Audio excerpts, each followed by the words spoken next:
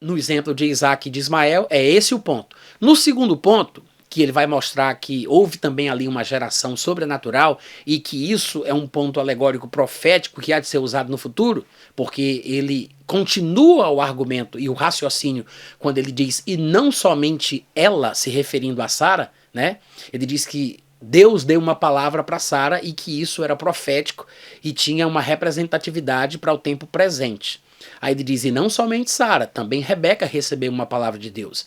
Então, o argumento usado para o nascimento de Jacó e Esaú é o mesmo argumento, pelo menos em parte, que foi usado para o nascimento de Isaac e de Ismael. Há uma alegoria que vai ser usada por Paulo para estabelecer o que ele está falando ali, para exemplificar essa eleição e essa rejeição. No caso de Jacó e de Esaú, o ponto é outra coisa sutilmente diferente. Está muito interligado ao fato de ter nascido como judeu, mas são dois pontos distintos. É por isso que no versículo 11 de Gálatas capítulo 9, quando Paulo vai se referir especificamente ao nascimento de Jacó e de Esaú, ele diz assim, e não eram ainda os gêmeos nascidos, nem tinham praticado o bem ou o mal, aí entre parênteses, para que o propósito de Deus quanto à eleição prevalecesse, não por obras, mas por causa de critérios do próprio Deus que chama, já fora dito a ela, a Rebeca, o mais velho será servo do mais moço. Ou seja, se você observar, o ponto aqui em questão é as obras. É exatamente por isso que Paulo, se valendo do nascimento, do episódio, de como a coisa se deu, ele diz que antes mesmo deles terem nascido e terem praticado qualquer coisa, qualquer obra que pudesse ser considerada como boa ou como má, já fora dito a Rebeca.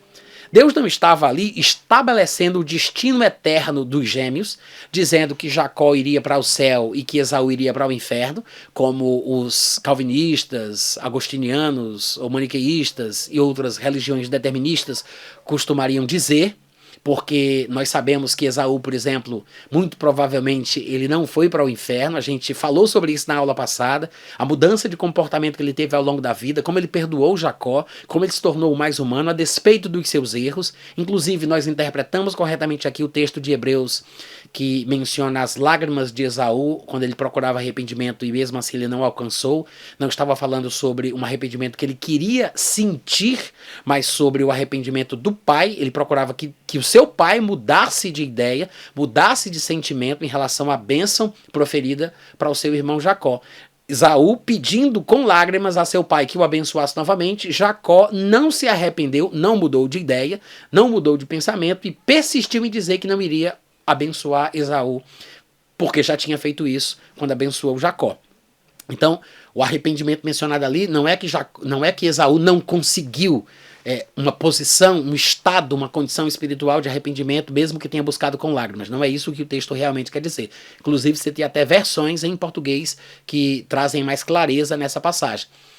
Na verdade, nem Esaú, nem Ismael foram necessariamente escolhidos por Deus para irem para o inferno. A gente não tem base bíblica nenhuma para argumentar esse tipo de coisa.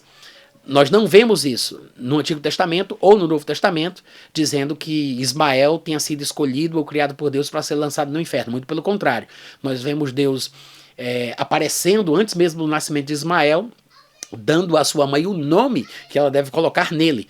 E em poucas ocasiões, anjos enviados por Deus aparecem às mães dos filhos que estão por nascer para que elas recebam os nomes que Deus diz que eles devem ter. E no caso de Ismael foi assim. E na verdade, embora Ismael e os seus descendentes possam aparecer na profecia dos tempos do fim, porque Deus já havia falado em Gênesis 16 que a sua descendência seria como o jumento selvagem, dando marradas, coices, mordidas que ninguém consegue controlar, sendo desafiador, habitando fronteiriço aos seus irmãos, sendo contra tudo e contra todos, né, e todos automaticamente se voltariam contra ele também, dando aí talvez uma sugestão como outros textos se somam a essa profecia, demonstrando que o anticristo, o último inimigo do povo judeu, viria dos descendentes de Ismael. Mas isso não quer dizer que o homem de Ismael tenha sido rejeitado por Deus ou escolhido para ser lançado no inferno.